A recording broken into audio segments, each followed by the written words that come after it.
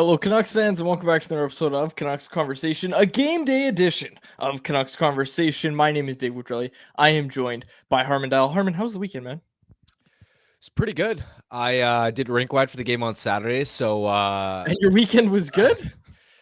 I mean, here's the thing. It's perspective, right? I feel so much worse for the people that paid so much money to go to that game and saw another stinker on home ice. And we're going to get to that sinker on home ice. I was at the Coquitlam Express Teddy Bear Toss game. I watched the Canucks game on replay. Got a lot to say about that game, of course, but I'll talk about the Teddy Bear Toss a bit later. Of course, we're going to talk about Canucks Bruins, but before that, I got to tell you about a couple things. First, I want to tell you that Canucks Conversation is brought to you by Bet365. Open an account with Bet365 today and bet on a huge range of markets. Whatever the moment is never ordinary at Bet365. Be sure to use code NATION when you sign up for an account. Additionally, I want to tell you about our super chat over on YouTube. Our charity partner for the super chat is the BC Mental Health Foundation.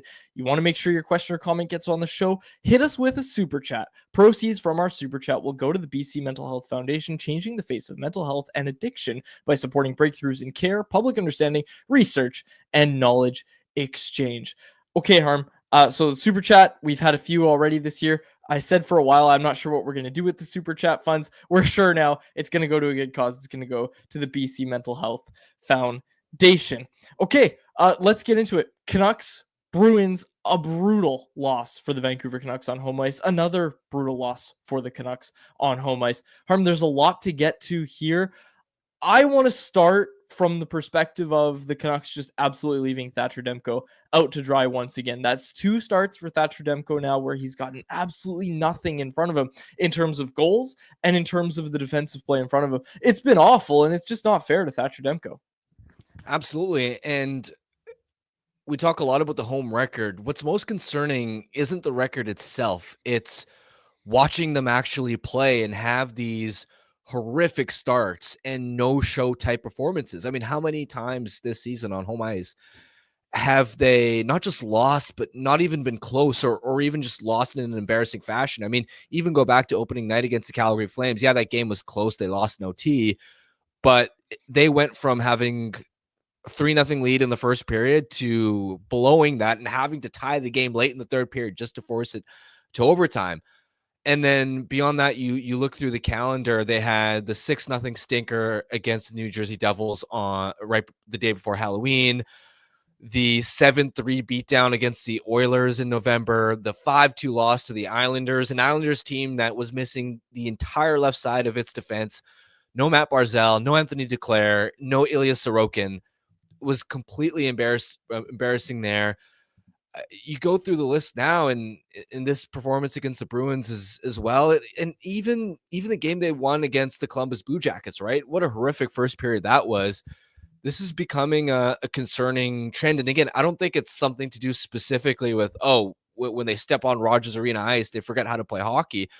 It's just that the floor, the baseline for how this team performs feels way more inconsistent than where it was at last year, where they at least had, like, I can't remember too many instances where it was a complete blowout, where they were just completely outclassed, completely outworked. That's, I think, what really rubs fans and the coaching staff the wrong way. Is it's not just a matter of poor execution. It really seems like there's a lack of energy, a lack of focus, a lack of just straight up work rate. There's so much that they did poorly in that game and so many different things that you could point to. And I think you just summed it up, the work rate. And I think that was really the big gripe with Rick Tocchet I think the word he used was sleeping. Let's hear from Rick Tocchet what he had to say post-game after the loss to the Bruins.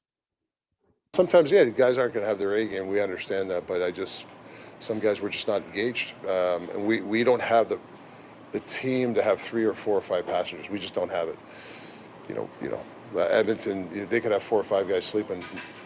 They got guys that can win the game for them. We are a team that needs everybody to play. And that was kind of most of the disheartening thing yesterday is we had some guys that weren't ready to play. And I should clarify, those comments came from Sunday's practice. There was a lot of news that came out of Sunday's practice. And of course, we have to get to that because it kind of segues into tonight's game with a different line combination. Harm, I want to tell you a few stats that I picked up from that game against the Bruins before we get to that. Elias Pettersson, he was not happy with his game post-game. Some stats I want to point out. JT Miller with one shot attempt on goal. He assists on Max Sasson's first career goal. He's obviously coming back from his leave of absence. We're not piling on JT Miller. And I certainly don't think JT Miller was who Tocchet was speaking about post-game when he talked about the passengers on the team and the guys that weren't ready to go for that game. I do think Elias Pettersson's part of that conversation, Harm. I do think Nils Hoglander's part of that conversation. Nils Hoglander's going to skate on the fourth line again tonight. Like, there's so many different ways we can go with this conversation. Who do you want to highlight? Who do you want to talk about right now? Well, it doesn't even feel right to highlight one guy because the issue is they just don't have enough catalysts right now. Look at that game against the Bruins. I can't pick out a single player outside of Sasson scoring his first career NHL goal, forward or defenseman, who played particularly well. Yeah. Like even Quinn Hughes in that game, he's played at a superstar level. I thought the first 10 minutes of the game were rough for him. I mean, he uncharacteristically iced the puck, which led to Myers taking that penalty on the extended defensive zone shift, which led to Marchand's opening goal on the power play, and it all went downhill from there. I think there was a point in the first period where the Canucks were being outshot 5-1 with Hughes on the ice at 5-on-5. And again, this isn't me pointing the finger at Hughes, but it's just the entire team, skaters-wise, was lackluster, didn't show up against the Bruins. And to me, when I go back to last year, what I remember so vividly is, of course, yeah, in the first half, they were on a bit of a shooting percentage bender that can make the results look better than the actual process. But what I also remember is on nights where, let's say, the top six wasn't really creating a lot of offense, when they weren't controlling or driving play, they could lean on that third line, for example, with Joshua, Bluger, Garland to change the momentum of a game single-handedly. And all of a sudden, they would be chipping in, stacking shifts, and it would seem to energize the rest of the team. Or you'd have Nils Hoglander on the fourth line, winning battles, hard on the forecheck, creating chances, scoring a goal here or there. They just don't have enough of those catalysts in the lineup right now. And we know what the issues are on the back end as far as they just can't cleanly move the puck. When you look at the first period and how the high danger chances were 12-0 for the Bruins in the first period, it was so telling how often the Bruins forecheckers, like first man in, was just winning the foot race every time. And even when the Canucks did get the puck back, a defenseman would, it's just same thing up the wall. It looked like the St. Louis game where they just couldn't execute clean plays up the ice. If you can't execute clean plays up the ice, now you're hemmed in your own zone for so long. Well, when you do get the puck back, you can't even get your forecheck established because you have no gas left of the tank. All you can do is gain the center line, dump it in, go off for a change. That means for the other team, they get an easy zone exit. So now it's not just, all right, you're having issues with your zone exits. Now you're also having issues with your forecheck. And that's a huge staple of how you spend time in the offensive zone, how you smother opponents like they did in the Florida Panthers game, for example. Nils Hoglander, quick stat before we get to Colorado and Vancouver. I just want to get to Jim Rutherford's comments, but quick stat that I pulled up for about Nils Hoglander, just 2 goals this year. He's gone 24 games without a goal. And I'm not doing the meme where 24, that's our magic number. 24 games, in all seriousness, without a goal for Nils Hoglander. It's a situation that I don't know where it goes from here because I think they've already tried just put him in the top 6. Like, he needs to play with better players. We all got to see exactly what's going wrong for Nils Hoglander right now and why he's playing on the fourth line. Like, I get it. A month and a half ago, people saying, yeah, you've got to give him this chance in the top 9, but you had the chance. If you're Nils Hoglander, you've now had the chance to play in the top 6, and you saw him going away from those staples that Rick Tocchet calls non-negotiables. He calls them staples. He calls them non-negotiables. You saw Nils Hoglander going away from those, and it just not working out for Nils Hoglander playing in this team's top 6. I don't put that on Tocchet. I don't. And I don't think it's a matter of, Nils Hoglander just can't play for this coach. And I mean, that is true that he probably can't play for this coach, and he might figure it out somewhere else, but certainly right now, the answer for Nils Hoglander isn't just throw him in the top 6. Don't just throw him to the Wolves. That's not the answer for Nils Hoglander in my mind. But 24 games without a goal for Nils Hoglander now. Yeah, it's the motor that when he's at the top of his game, you notice him every shift. It's the reason why Pettersson at one point years ago joked that Hoglander is kind of like a tiny power forward. But we haven't noticed enough of that energy. We haven't noticed enough of that wow, he's such a pest to play against. He's stripping defenders of the puck. He's controlling play down low. His work below the hash marks is really helping the Canucks spend a lot of time in the offensive zone. It'd be one thing, you could live with some of his flaws. You could live with the occasional turnover, the occasional penalty, the occasional missed defensive assignment. Of course, you want him to clean those things up, but you could live with those things if he was at least showing flashes of, with his effort-based work, with his speed, with his dogged puck pursuit, that, all right, he's at least being an Energizer Bunny. I don't see him being an Energizer Bunny right now, and I don't know if that stems back to his confidence. I don't know why, but that is the most concerning part about this stretch, is he's not like, even just watching him on a shift by shift basis, you don't notice him very often. I have to respond to this, and it's not anyone else yet, so we'll get to it. And I asked for clarification, but this comment from Nello saying, we found the perfect partner for Petey, and now we want to trade him. I'm sorry, but if you're calling Nils Hoglander the perfect partner for Petey from what we've seen recently, I'm sorry. That's just wrong. Like, he was fine on Pettersson's line when the Canucks were hurting at the start of the year, and when he was playing with Connor Garland, Elias Pettersson, Nils Hoglander. If that trio goes back, you're not getting anything. You're not getting anything similar to that. Okay, maybe they were talking about DeBrusk. Who's talking about trading DeBrusk? Okay, see, this is why I shouldn't read the chat right away, but we'll get to the chat. Lots of comments about our show title today. Yeah, he means DeBrusk. I apologize, Nello. Thanks for watching the show. We'll get to those comments and more from the chat in a bit here. But let's go to let's go to Jim Rutherford post game as well. He was on After Hours. Jacob, can we pull this up? He was on After Hours, and he had some interesting comments. This one is the one that really stood out to me, him talking about what the Canucks need in order to contend. Hughes is a once-in-a-lifetime player, and we need to utilize every season we have with him. Well, I think that's a fair point that person's making, but it's not like you can go to Costco and just pick up one or two of these players that you think can help you. You know, we're living in a cap world. It's hard to make deals. But yes, the point that this person's making, we need to add a couple of players to really give ourselves a chance to contend. A couple players. And Harman, I think that's been the question all season long, is how many pieces do the Canucks need? How many pieces do the Canucks think they need? We know they need a top four defenseman. That's like the worst kept secret. Everybody in the league knows that. The Canucks know that. That's been very obvious to everybody. That was the big question, was how many pieces are they going to need? What are those pieces going to be? Is he talking about two defensemen? Is he talking about a defenseman and a forward? My personal view on it is that the Canucks think they need a defenseman and a center. I think that's the way they look at it. They need a forward, probably one that can play center. Obviously, you'd love to add a right-handed center. Basically, it's just the same blueprint that they had last year. But I also will point out, I think the pieces that they added last year kind of gave them those Stanley Cup aspirations. Would doing that now, like, are you there yet where you look at it and say, yeah, it's as simple as going out and trading for another one of those pieces, another top four guy, and it's going to push you over the edge? Are you there? I don't think they're just one defenseman away from solving this.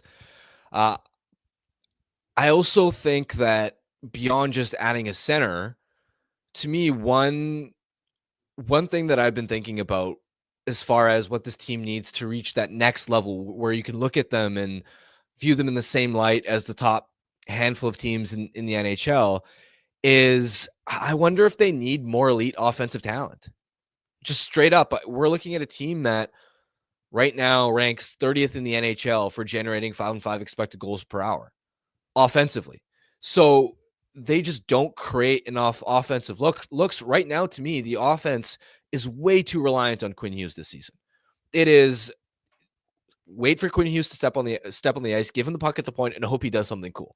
That seems like the extent of their offensive strategy, because outside of that, it's still a lot of point shots. It's still a lot of hoping for tips and deflections and rebounds. Look, that can work at times, but look at the creativity of, you saw when Tampa came into town, the level of how they just carved the Canucks defensive structure with the creative east-west passing movement. Now, part of that is part of that systems related, probably, but I also think part of that is personnel, where I don't see on this roster enough true offensive catalysts, especially when Pettersson and Miller are performing below an elite level. Like you look at those guys, you look at Connor Garland, I would count him as an offensive catalyst. But outside of that, just even Brock Besser, great goal scorer. Jake DeBrusk, great goal scorer. But those guys are trigger men. They're finishers. They're not going to set the table for other guys.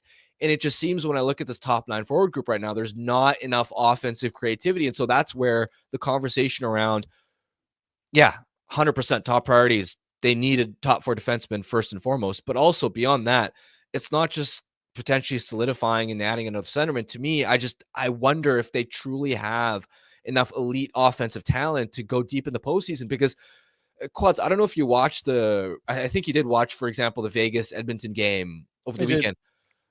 Or you watch teams like Tampa or Colorado. Look at the way that they just generate offensive chances in bunches. They can do it off the rush. They can do it off the forecheck. They can do it off the cycle. They come at you wave after wave. And I don't know if the Canucks have that highest gear offensively that you need to go deep in the postseason. And so that's why there are sort of bigger picture question marks and concerns with this team right now. Do you look at this also as a coaching thing? Like, I think that's what we've seen more on social media lately and that's it. Not everything you see on social media is fact, but it does seem to be an idea among the fan base right now that, okay, yeah, sure, maybe you can't explain Tocchet's system completely, and I'm convinced that a lot of people can't. But anyways, besides that, doesn't take a rocket scientist to look at this team and say, you have 2 100-point centers. You've got Pius Suter's on pace for like 85 goals this year or whatever it is. You've got Quinn Hughes, who looks like he's about to repeat as the Norris Trophy winner. You've gotten pretty good goaltending, all things considered. And goaltending aside, that's not really part of the point. You're struggling to create offense at 5-on-5 so badly that you're in the bottom 3 of the league. Like, I understand why fans are looking at that and saying, yeah, that might be a coaching thing. But I also, in Tocchet's defense, I also say that a lot of his system relies on moving the puck out of your own end. Yes, it's nice to have those big guys on the back end, and they love having those. But you need guys that can start your play in order to get it moving the other way. And like, let's not talk about systems for a second. Let's just talk about the game of hockey at its core, okay? And people are always trying to figure out why this matters. This is why puck moving matters, okay? If you spend an entire shift in your own end defending, and your defensemen continuously struggle to get the puck out of their own end, and you spend a minute defending, and then, hey, we finally got the puck out, what is that forward going to do with the puck when he gets the red line? This is just basic hockey. You know what he's going to do? He's going to chip it in, and his whole line's going to go for a change because they're dead tired. Okay, then what happens? The other team gets the puck with minimal forechecking pressure. They get an easy exit out of their own end, and then the process repeats itself. The other team is back in your end, and they are hemming you in shift after shift after shift, and it doesn't matter who you put on the ice. That's why there's so much pressure on Quinn Hughes right now this season, and why the offense has run through Quinn Hughes' arm, as you said, and why things basically only happen when Quinn Hughes is on the ice. Because when Quinn Hughes is on the ice, when Philip Hronek's on the ice with him especially, the Canucks spend a lot of time in the opposition's end. Harman, what have they done in all these games where we say, there's the real Canucks, there's the Canucks that we're used to seeing? The Florida Panthers game. What did they do? They spent a lot of time forechecking. They were dictating the game, not Florida.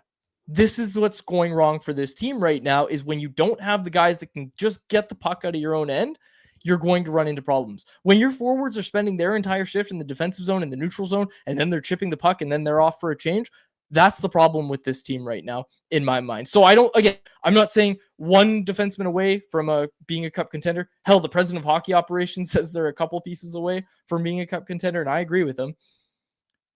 But to me, this isn't Tocchet's system needs to change. The personnel needs to change, in my mind. Yeah, I'm mostly with you. Has Tocchet been perfect?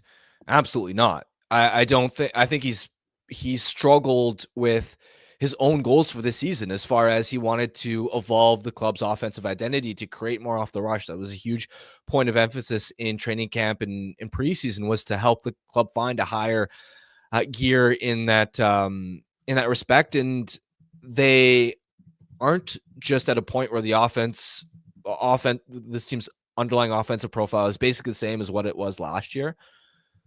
But defensively, their play has clearly regressed. They're giving up way more off the rush.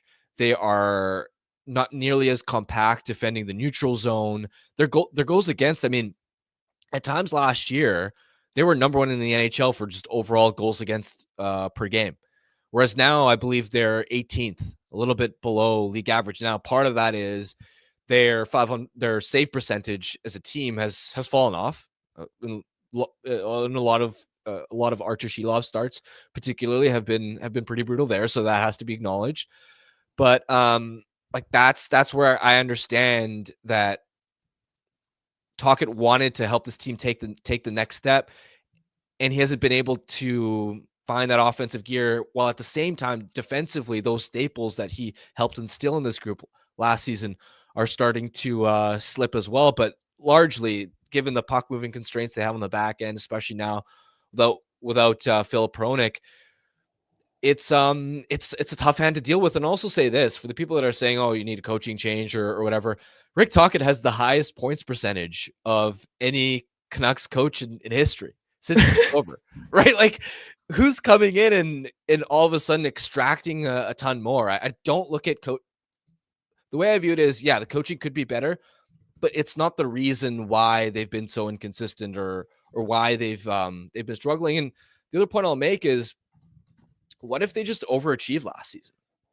Like with everything going perfectly well, with Thatcher Demko being this Vezina runner-up, with them having this massive PDO bender in the first half of the season. This is why a lot of Jack Adams winners, why their stock ends up turning downward so quickly, is to win the Jack Adams, by definition, you need to massively exceed expectations. It's not a best coach. It's which team exceeded expectations by the largest margin, and we're going to credit all of that to the coach. Now, when that happens, though, when you win the Adams, now the expectations for your team are a lot higher. And the expectations going into the season were Canucks should be a Stanley Cup contender. They haven't looked like that yet. And that's why then all of a sudden people start pointing fingers at the head coach again. It happens. It's a natural thing that happens in the game, but there's blame to go around everywhere. And like, let's take it a step further, Harm. The scenario I laid out where you spend the whole time defending, forwards get it, chip into the neutral zone, then they go for a change. Team snaps the puck up the ice. Where's the next place they go after a clean breakout? Into the neutral zone. If your forwards aren't pressuring in the neutral zone the way they need to be, which is typically what's happened, and it's also, let's also point this out, kind of hard to pick up your defensive responsibility when you just hop over the boards, right? Like, you're quickly scanning the ice and you're picking up your defensive responsibility. Game moves very fast out there. And of course, you'll never hear a player say that. Like, you know what? It's really hard is picking up my man. That's really hard to figure out sometimes, but it is. They'll never say it out loud, but it is hard to do sometimes. Take it a step further. Your neutral zone play isn't good enough. Then what happens? Then the puck's in your end and the process repeats itself. It's an ugly, ugly process. And I know I'm dumbing it down, but it does start with not being able to move the puck out of your own end right away. That's where it starts in my mind. That's where a lot of this team's issues have reared their ugly head. And let's put it this way. Remember the Bruce Boudreau era? Hate to make you think back to that. When the Canucks were choking away all those leads, what was happening? Canucks defensemen had the puck in their own end, tried to chip it out, knocked down at the blue line, pucks in the back of the net. And I know I'm dumbing it down, but I believe it was that way that Jim Rutherford put it when he was talking about the team's lack of structure, when he was talking about how much they were struggling to hold leads. I believe that was the exact summary of events that Jim Rutherford gave, where we defend, we try to chip the puck out, it's knocked down at our blue line, and then it's in the back of our net. Simple way to dumb it down, but that's what's continuously happened to this team. In the Boudreau era, in this era, the moving the puck out of your own end is, I think, the biggest thing plaguing this team, because once that starts happening, everything else follows suit. So I think we agree, but I think I lean a little more to saying not just because they need more, but a top four defenseman, a legitimate one that can move the puck, would massively help this team. Well, and we're going to, go on. Was it just one defenseman who's going to solve it all? Yep. I think it, like, and hear me out, okay? Or do they need multiple defensemen in an ideal world? Not that you're going to be able to mid-season go out and get two top four defensemen. That's not realistic. But if we're talking about actually contending for a Stanley Cup, do you need, like, considering how messy these exits have been, is one guy magically solving it all, or do you essentially need a new second pair? And look, part of it is Filip Hronek is going to come back. Sure. That's going to make it look a lot better. But That's what I was going to say. even when Hronek was in the lineup, though, yeah, the zone exit numbers were ugly. And even you look at the club's zone exit numbers last season, when even they still had success in the regular season, they were really ugly. So if you want to evolve and get to the point where you're moving the puck up the ice like a Stanley Cup contender, one defenseman will absolutely help, especially if it's a guy that can really drive play on the second pair. But this is also a misconception where sometimes it isn't just as simple as let's have an above average puck mover with a guy with essentially a tree trunk, a guy that can defend but handles the puck like a grenade. Like that doesn't always, like in theory, you think, oh, this offensive puck mover will handle all the puck moving responsibilities and then let the stay-at-home guy defend.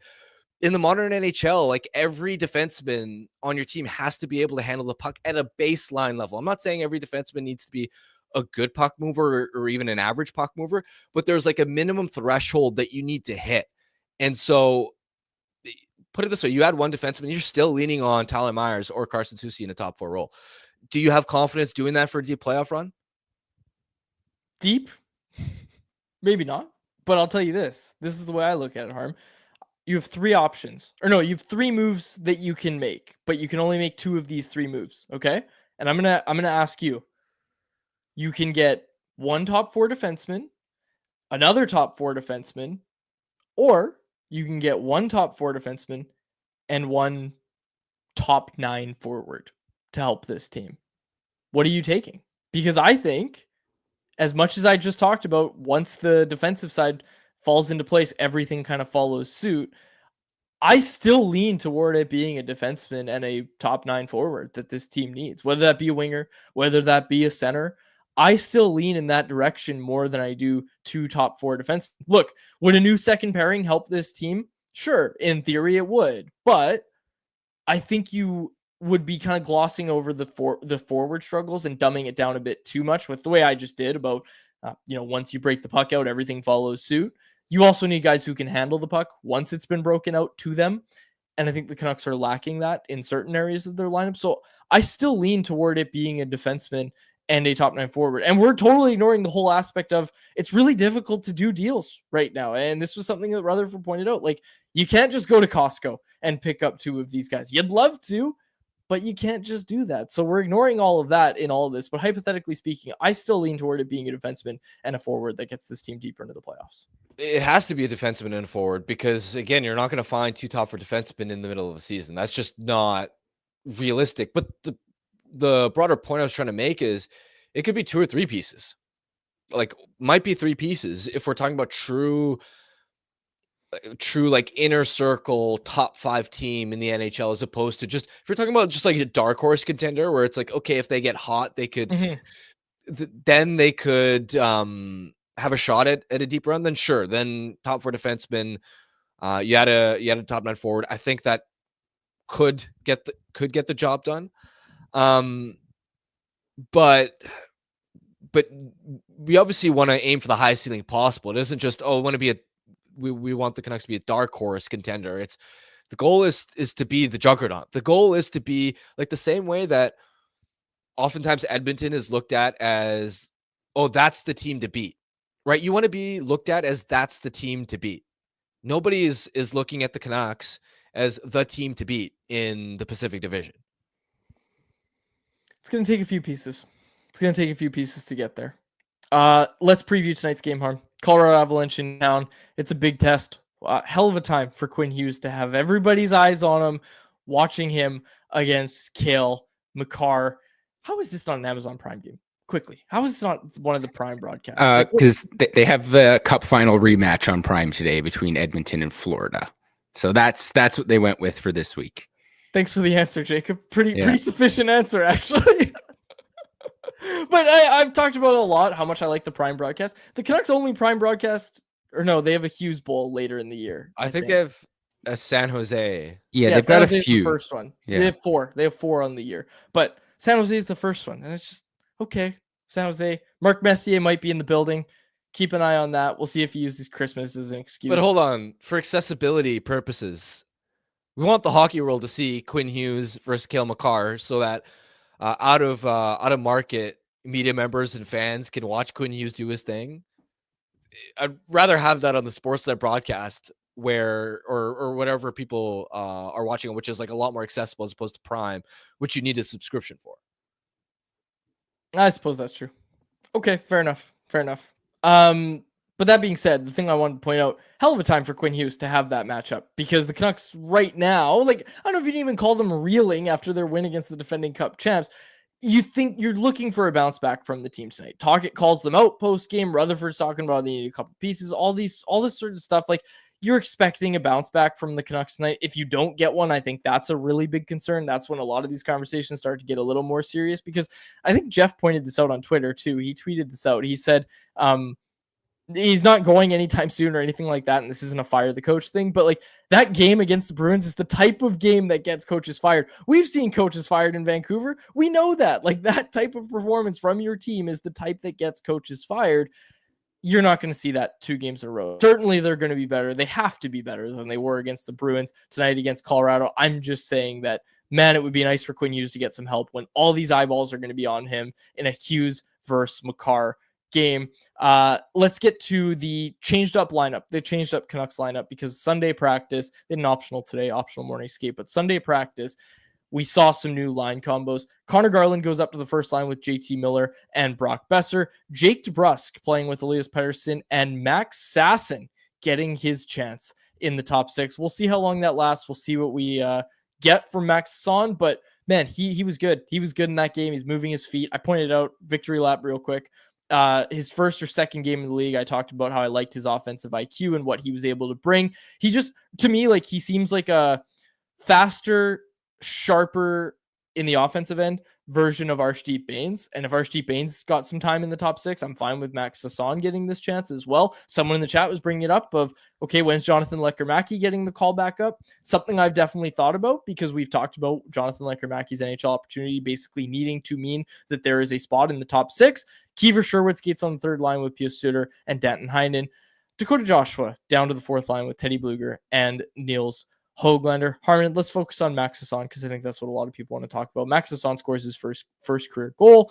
I think he has some offensive chops. Playmaking is what stands out to me, not shooting. So we'll see how that works with Elias Pettersson. Hopefully you find Pettersson the puck and Pettersson actually shoots the puck. But Max Sasson skating on that line with DeBrusk and Pettersson. What do you think of it?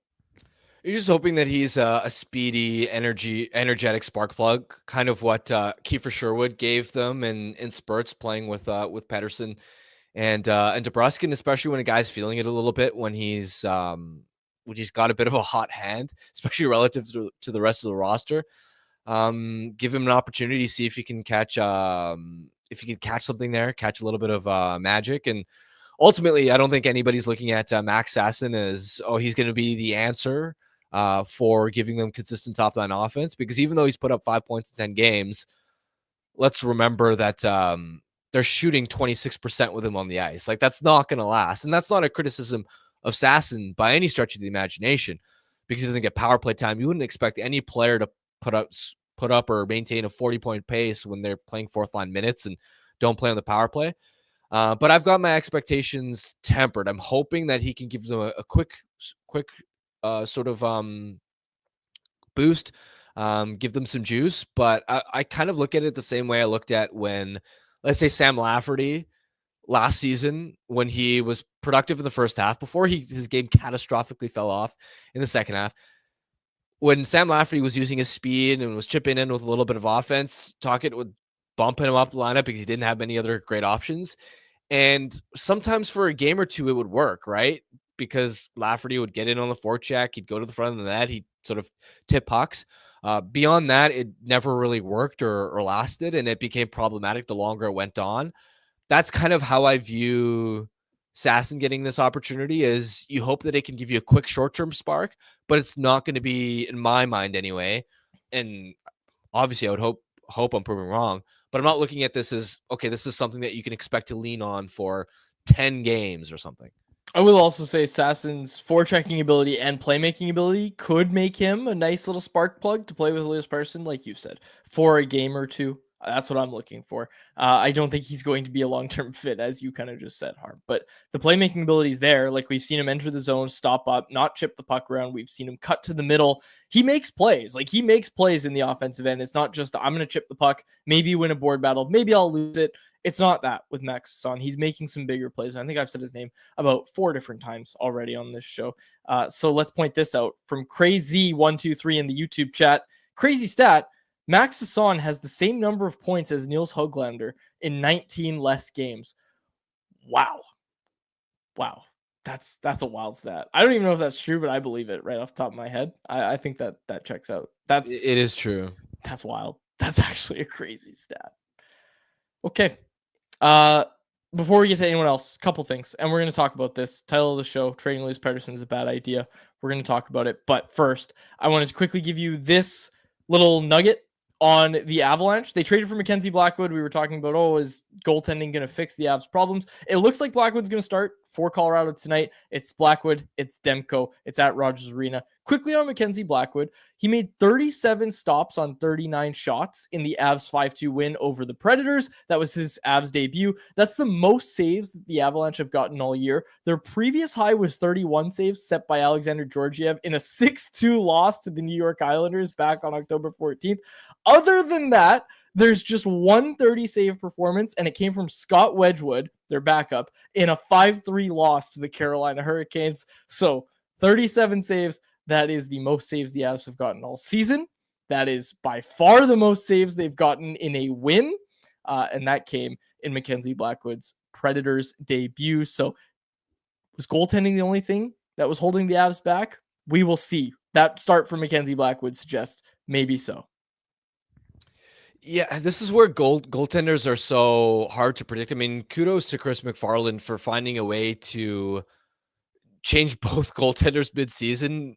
That's pretty impressive, and I do like the bet on Blackwood because his underlyings were really good in a tough San Jose environment. But also, let's not forget that 2 years ago, it looked like he was perhaps at the end of his NHL career, because in New Jersey, a spot where they were desperate for half decent goaltending, not good goaltending, half decent goaltending.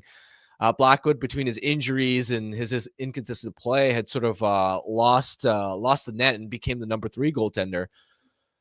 So you just don't know, right? He's looked good over the last season and a half that he's been in that he was in San Jose prior to coming to Colorado, but also right before that, he couldn't crack it as even a competent starter in New Jersey. So we'll see. I like the bet, but they're goaltenders and they're really hard to predict. And as far as tonight's game, I mean, the biggest thing is just looking at that top 6 on paper it's absolutely terrifying. Their bottom 6 is still messy, is still pretty thin, but the way McKinnon and Rantanen are rolling, Nichushkin's been a force since he's been back. Ross Colton has been scoring a ton this year. He's playing on the wing on the second line. Casey Middlestat's been a great fit for them since they acquired him at the trade deadline last year. Vancouver's top players, and I know Quinn Hughes will be there. I trust that he's gonna, especially with the head-to-head against Makar, he's gonna come to play. But boy, Elias Pettersson and JT Miller, Brock Besser, Jake DeBrusk, they need to come and play and make sure that competition at the top of the lineup is at least close. Casey Middlestat's got a -17 plus-minus rating on the year. That's absurd. Like, that's absurdly low. That's a matchup you got to win. In my mind. But I bet a lot of that is goaltending related. Oh, no, exactly. Yeah, I'm not saying like, Casey Middlestat sucks. I'm just saying, like, JT Miller should be better than Casey Middlestat. Elias Pettersson should be better than Casey Middlestat. You're right. It is goaltending as well, and I'm not trying to sit here and say, Casey Middlestat sucks. You're right. The top 6 is very, very good, but if the Canucks can win that matchup, that should be a game that they can win. So win those minutes. If you're JT Miller, if you're Elias Pettersson, win your minutes, and your team will win the game. It's not, honestly, though, that Middlestat line is better than it sort of looks on paper, in part because like Nichushkin been a beast since he's returned 11 points in 15 games, but also Ross Colton's got 10 goals in 15 games. Like, he's scored more than Elias Pettersson and JT Miller. So they've got, the point is Middlestad's got more help on his wings than Elias Pettersson, because I assume Miller's going to get the McKinnon matchup. Mm-hmm. Yeah, that's fair. That's very fair. Connor Garland up with JT Miller tonight. We should point that out as well. Okay, let's get to anyone else, where we'll talk about our poll question. But let's get to anyone else, which is brought to you by our friends over at Greta, a great spot for all games, home and away. We were there for the first viewing party of the season, and we'll be there for the rest of them throughout the year. So don't miss out. But even if we're not there, you certainly should be. Just minutes from the arena. Come by before and after the game, or whatever event you're downtown for, with arcade games, weekly drink specials, and the recently updated street food menu. Greta Bar YVR is the place to be. 50 West Cordova Street is the address. Let the games begin. Okay, Harm, everybody wanted to hear us talk about it. Let's talk about it. Some context before we get into our poll question. On today's episode of 32 Thoughts, the podcast, Elliot Friedman kind of wondered aloud about a swap between the Buffalo Sabres and the Vancouver Canucks involving Dylan Cousins and Bowen Byram from Buffalo and Elias Pettersson from Vancouver. And that is Elias Pettersson, the forward, before someone goes and makes those jokes in the YouTube chat. And I do want to stress what Elliot stressed. This is just him thinking. This isn't him reporting anything or, oh, I think they've talked about this trade or anything like that. This is just him putting together a trade proposal. So look, people in the chat, why are we even talking about this?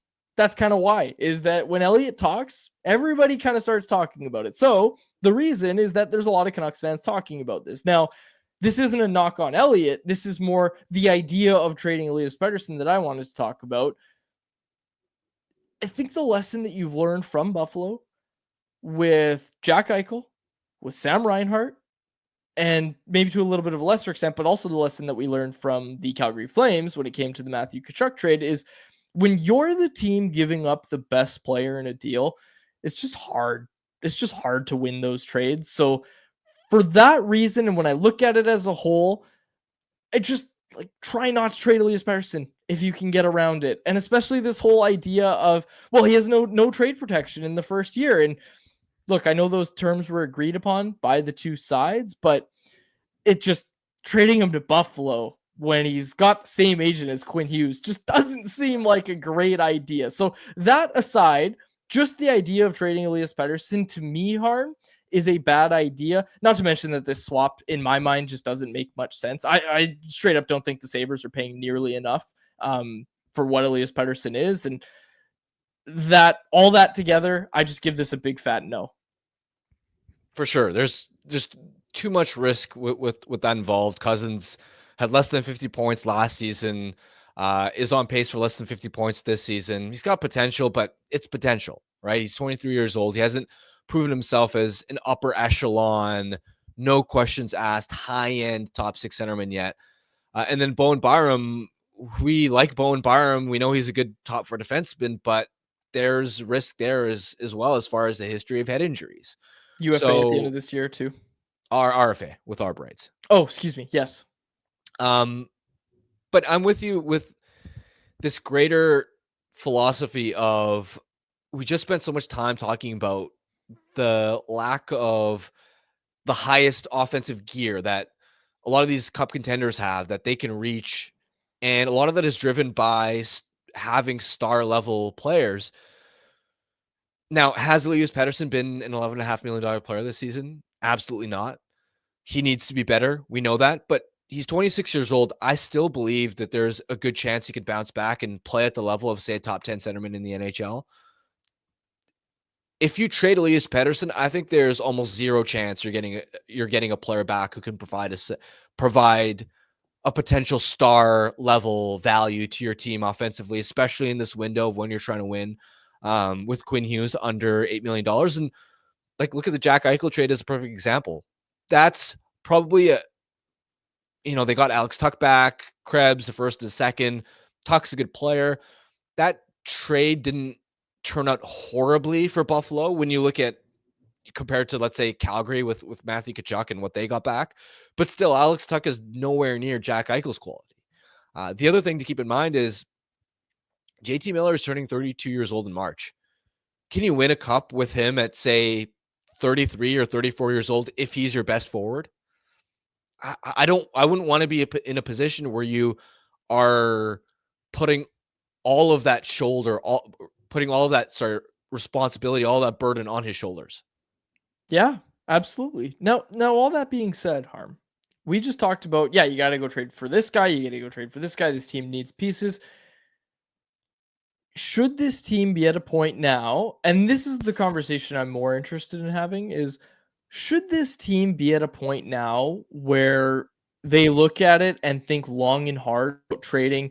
I don't even want to use the word core piece, but like a solid NHL piece in order to get some real change? Or like, because seriously, if we're talking about, okay, I want to add a defenseman with term to this team, good luck with your Nils Hoglander centered trade package. Your Vincent Desharnais throw in, like, good luck with that if the guy has any term on the deal. And I just look at this and I say, I'm not trying to throw out names and I'm not trying to stir the pot. I just look at it and say, like, is this team at a point where they look at it and say, okay, something's up with the core. We need to make a shift. Let's put it this way, Harm. I'm not a big advocate for trading Elias Pettersson. I'm not going to come here and say, yeah, go trade JT Miller too, go do this, go do that.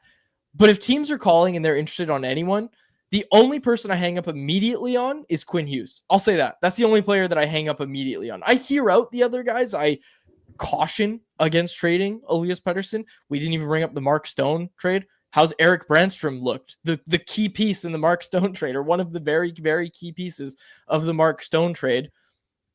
You're almost always going to lose the deal if you're the team giving up the best player in the deal. So I caution against it, but I will say that in the interest of making the team better and identifying your cup window and saying we need to go for it during this time, the only player I'm hanging up immediately on is Quinn Hughes. I'll hear anyone else out. For sure, and that's your responsibility as a general manager. But the question to ask is, what's the probability that your willingness to listen is going to yield you a trade that is actually going to make your hockey team better, right? So you can like, your overall question was, should the Canucks be in pursuit of, let's say, a top 4 defenseman, be open to the idea of trading a solid NHL level piece? The problem is, anybody on your roster who's playing right now that has significant value on the market is a player that you probably don't want to move. Like, who's that solid NHL player that you want to move? Oh, exactly. The conversation might be Brock Besser if you can't sign him, but I think the best thing for the Canucks, as we talked about last week, Harm, is to sign Brock Besser. So I think that's the name that a lot of people will point to, of like, okay, they said before the year we need to make a decision on Brock before the trade deadline. How much value does Brock Besser have out there as a UFA? I mean, probably not a lot. And I'm not trying to derail the conversation. Like, I was saying it as more of a rhetorical question. Like, right. Continue with the thought that you were going down, that Brock Besser, someone in the chat pointed out, proven playoff performer at this point in his career. One of the few guys that really came alive for the Canucks during the playoffs. You lose him in Game 7 against the Oilers. Might it have been a different outcome with Brock Besser in the lineup? Yeah, maybe. I'm not trading Brock Besser from this lineup, nor am I clamoring for it at all. Yeah, and again, he's got an expiring contract. You're not getting a top 4 defenseman with term for Brock Besser, not to mention the hole that it create in your top 6. And honestly, this is where the best hope for any team that is struggling is that your players internally bounce back.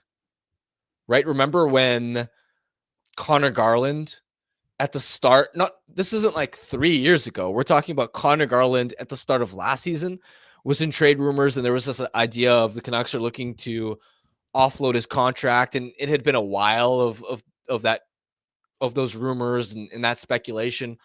Well, guess what? Connor Garland figured it out. He bounced back. He found his game. Same thing with Brock Besser. We all remember when his agent was seeking a trade and the Canucks couldn't find a way to move his contract. Well, guess what? He figured it out. So this is where internally there are a lot of guys that I look at and say, like, you just at a certain level got to hope the players are able to solve these things, because making in-season trades is really difficult. You've got a couple of opportunities and windows where around the trade deadline you can make mid-season trades, But outside of that, when you set your team at the end of the offseason, it is so difficult to fundamentally alter your core or shake things up. And so this is where your best bet is hoping that Nils Hoglander is able to bounce back, that Dakota Joshua, as he continues recovering and putting his cancer further and further in the rearview mirror, that he's eventually able to get to a high level. And again, I'm not saying being critical of Joshua by any stretch of the imagination. My point is just, we know that there's a higher level there when he's healthy and when he's 100%. Let's hope that at some point he's able to reach that, because that all of a sudden gives you a middle six forward that really changes the complexion of your team. Philip Ronan coming back, that is going to be massive in 6 weeks or so, however long that is. Carson Soucy and Tyler Myers, I think both guys have started to trend in the right direction, but they're still not quite at the level that they maintained last year. And so maybe part of this conversation is every player last season, nearly not all of them, but almost all of them played to the peak of their potential last year. And so maybe that was just realistic, as far as not every guy can attain the level that they reached last year. But I'll say this, there is still more juice to be squeezed from the players that you have right now. I think that's a great way to put it. I had a couple things that I wanted to mention to anyone else as well. I know we're running a little bit late, but bear with me, folks. This idea of Buffalo, though, like I do want to, and again, I think we all agree it's the title of the show. Trading Elias Pettersson's a bad idea. We agree on that. Chat, more of the chat agrees. Dr. Haas pointed this out as well. And another great comment from Dr. Haas, trade proposal, Rick Tocchet for Dave Quadrelli.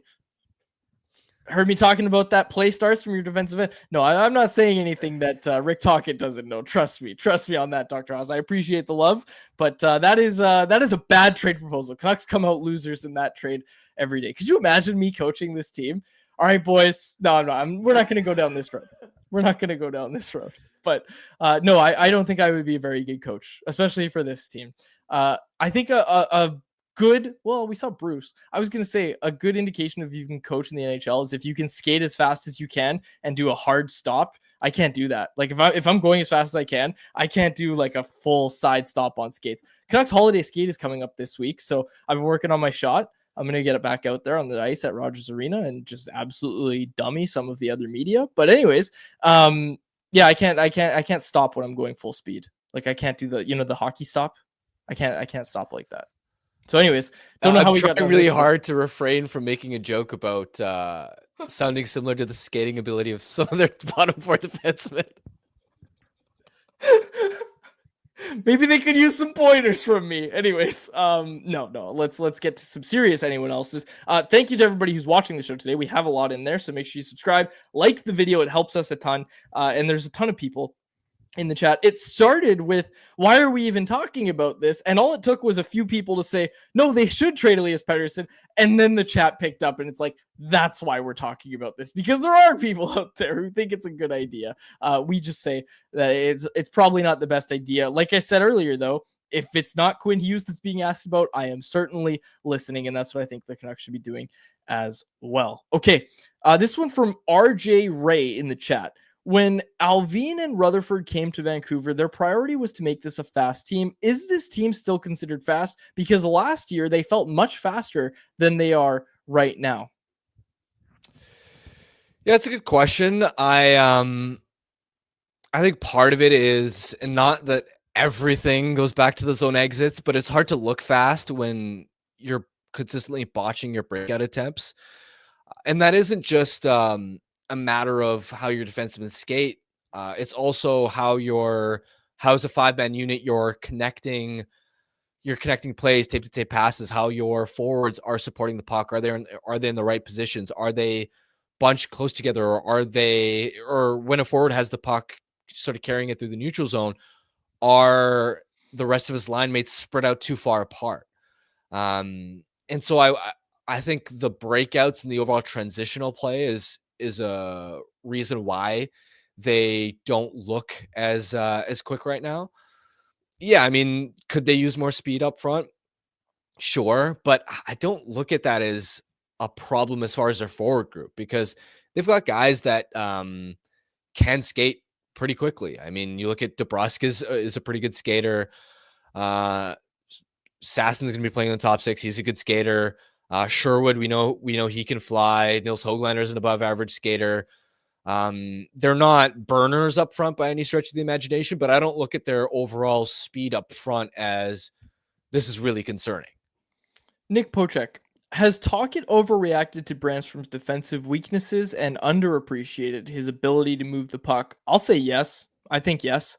Vincent Desharnais is back in the lineup tonight with Derek Forbert on the third pair, and I don't know what happened to the days where you're like, yeah, obviously it's going to be Forbert and Brandstrom on his offside when they get healthy. Like, we just talked about how important puck moving is for this team right now, and yeah, I think we're starting to overthink this whole Eric Brandstrom thing. I really do. Yeah, to a certain extent, but also I get it. He isn't the silver bullet that's going to fix this, right? Yeah, I'd like to see him in the lineup, but he has not looked great lately either. So that's kind of where I stand. Do you think if Philip Hronek were healthy, we'd see a Susie Hronek second pairing right now? Or do you think he'd be playing with Quinn Hughes? I know this is a wild hypothetical. I think he'd be playing with Quinn Hughes. Okay. Okay, this one from Brian Choi. I wish we could have Boudreaux for the first two periods and Tocchet for the third. There's an idea. Now hear me out. I'm going to go down a little rabbit hole here. If you had a coaching staff where you just had players who were running free the first two periods, and then let's just say it's Rick Tocchet's telling them, yeah, play free, fellas. And then Adam Foote puts the hammer down in the third period. Like, why not? Why can't that work, Harm? Tell me why that can't work. You're right, Quads. That would definitely work. You should. I think this is such a good idea that you should personally at the next practice go up to Rick Tocchet and pitch this idea. I think he would love it. In all seriousness, though, I think that was the big fault of the Boudreaux era, was they couldn't change the way they were playing after getting a lead.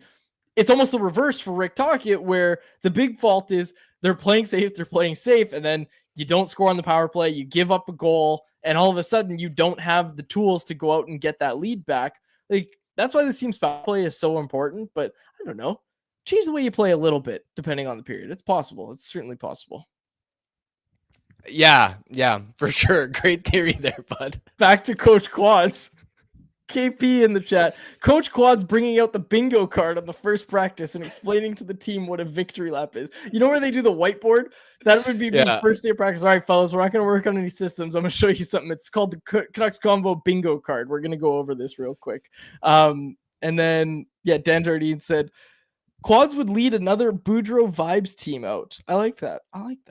Although I'm sure fans might not like that. But anyways, Don B, are you going to the holiday skate? That's what Don B is asking, if you're going, because he would like you to film me if so.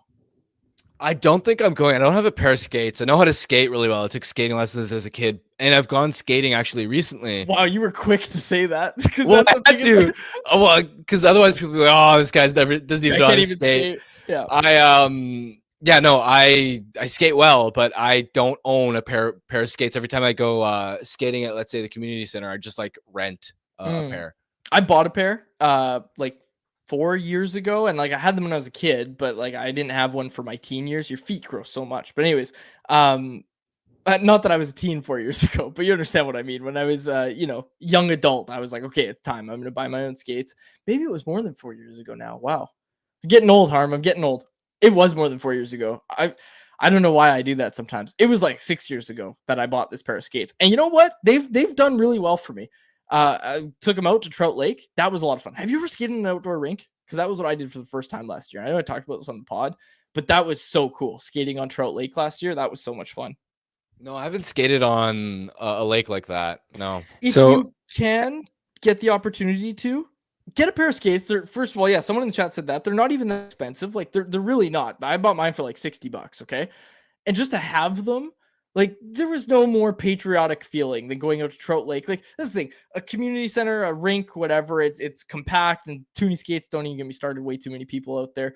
But the lake, it was just so free. It was like, it's huge, obviously. And there was like, I couldn't even count how many hockey games were going on. And basically, my friend and I were just skating there. We each had a stick, and we were just passing a puck, skating up and down the lake, passing a puck to each other. It was so much fun. So if you have the opportunity, skate on an outdoor rink. It's a lot of fun. Jacob, you had something to say. I was going to jump in because I was able to skate on an outdoor pond last year as well. Awesome. Like, just the absolute greatest feeling being out there. And I was saying, if we happen to get some big cold snap this year, we should do a Canucks Convo outdoor rink session. But it seems like it's a once every 5 or 6 year thing around these parts, unfortunately. Yeah, I hope we get more frozen stuff. So all I want to hear, look, we get the criticism all the time of, oh, these guys can't even skate. Not true. If you want to say can't even stop, I'll give you that one. Can't stop very well. So I'll give you that one. I do struggle to stop sometimes. So I'll give you that one. Okay. Anyways, let's go to, I think that's it. We're overtime. It's 3:01. It's a game day. Thank you to everybody who tuned in today. We had a really good time. It was a lot of fun to talk today. Make sure you like, subscribe. Let's get to our bet of the day, brought to you by Bet365. Ooh, Harm, those Florida Panthers are reeling a bit, and I think that's going to continue. That is 2 straight shutout losses. First, it was the Vancouver Canucks. Then it was the Calgary Flames. In all seriousness, Calgary Flames hockey team. In all seriousness, that one was one that kind of stood out to me in the sense of, we know the Flames aren't the best team in the league. They're one of the best. No, we know the Flames aren't the best team in the league. So this idea that, the Canucks shut out the defending Cup champs, it has less value to it when the Calgary Flames do it next, in my mind. Like, that to me says, okay, Florida's got some problems going on. Yeah, I definitely agree. But at the same time, it's difficult where with the Canucks right now, they could just as easily bounce back, figure things out, string a promising stretch together, and all these storylines die down.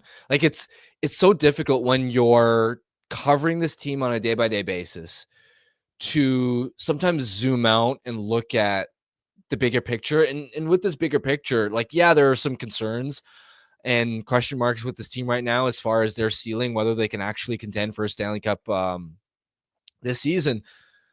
But when you step back, you also look at it, and all things considered, the record is still fine, still totally respectable, given the amount of adversity that they've dealt with related to injuries and absences early in the season. Look, that's not going to be an excuse for much longer, because they have JT Miller back now. They have Thatcher Demko back now. But the point I'm trying to make is, it lessens the value of that Florida win a little bit in your mind as far as the statement value of it. But we'll see. As much as it seems doom and gloom right now, they could just, like, these slumps, these cold streaks oftentimes are offset by team goes on a stretch where they win 6 of 8, and all of a sudden now we're planning the Cup parade. So trying not to ride the waves too much either. Okay. Well, I'm not counting that turnaround to come tonight. I'm saying that the Edmonton Oilers, who are on a 5-game win streak, continue that win streak. They are the favorite tonight but not by much. It is minus 130 odds for the Oilers to beat the Panthers at home. I am taking that. Like, let's put it this way. And we don't do the Canucks as our bet of the day ever, but like, the Canucks are bigger underdogs against the Avs tonight than the Panthers are against the Oilers. And I like the Oilers to take that home. So I am taking the Oilers at minus 130 on the money line. That was our bet of the day, brought to you by Bet365, a proud partner of Canucks Conversation. Open an account with Bet365 today and bet on a huge range of markets. Whatever the moment, it's never ordinary at Bet365. Be sure to use code NATION when you sign up for an account. Must be 90 plus to play. If you choose to play, please play responsibly. All right, we will close it out there. Thank you to everybody who tuned in today. Make sure you like, subscribe, and let's get into it again. Tomorrow we'll have a game to talk about, but for now we will close it out. For my co-host Harman Dial and our technical producer Jacob Lazar, my name is Dave Gugelli. Thanks so much for this episode of Canucks Conversation. Canucks Conversation is live Monday through Friday, every weekday at 2 p.m. over on the Canucks Army YouTube channel. Make sure you like, subscribe, and interact in the YouTube live chat every day with us, folks.